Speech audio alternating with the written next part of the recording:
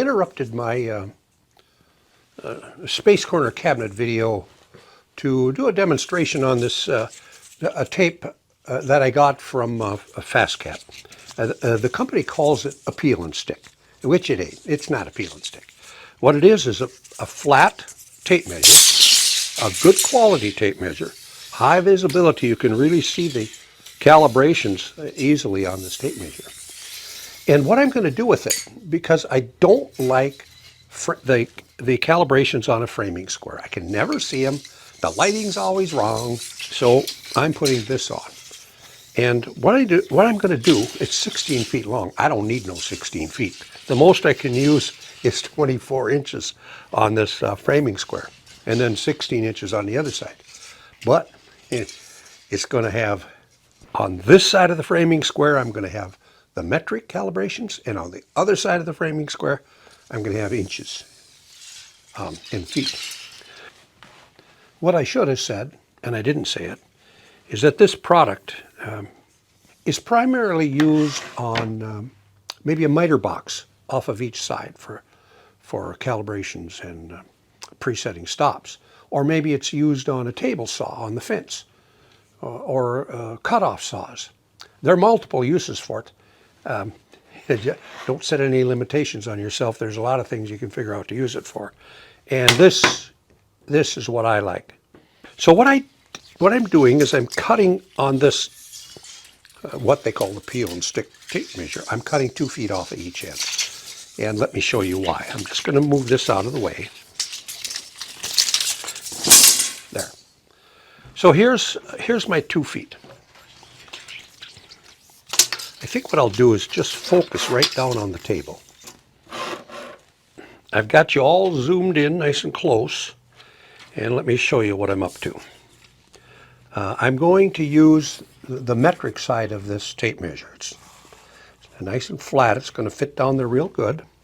I cut it a little short of 24 inches, and I'll start off with my metric in this corner. And I think I'm going to start right there in the corner with the metric. Now take a look. I'll show you up close what I've got here for the metric inches. So I'll cut this on the 0, and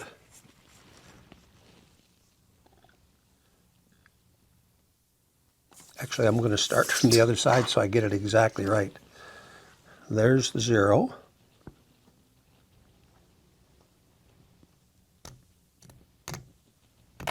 Ouch! There it is. I cut it precisely on the 0.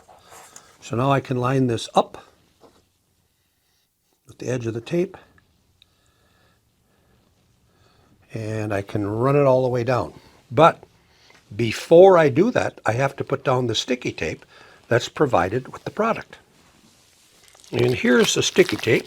I'll get that out of the bag.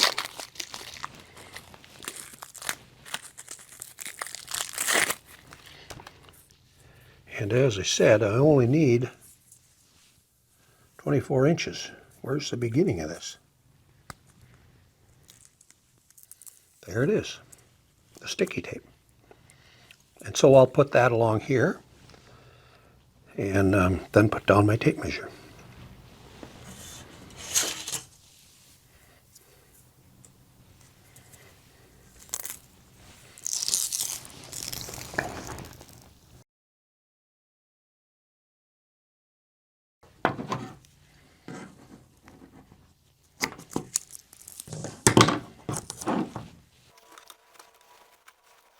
Now the sticky tape is down.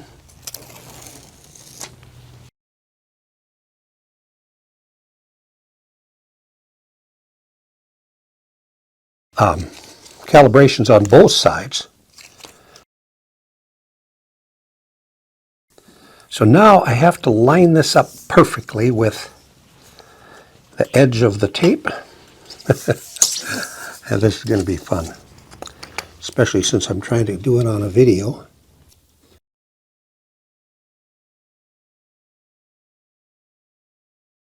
That's the metric calibrations. Well, now we're doing exactly the same thing, we're running our metric calibrations along this side of the framing square. And again, the first thing we do is put down the sticky tape.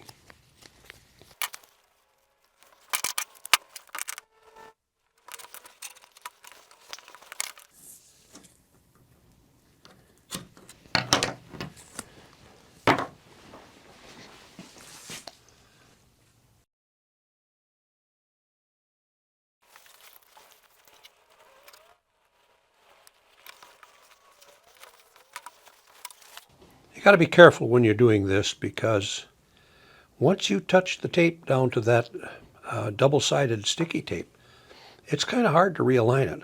So be cautious. It'll go down real well. It'll stay there. Well, that's it for my metric side of the ruler. I got the metric calibrations on this side. Now I got to flip this over, and I got to do the 1-inch side of the tape, where I show inches and fractions of an inch.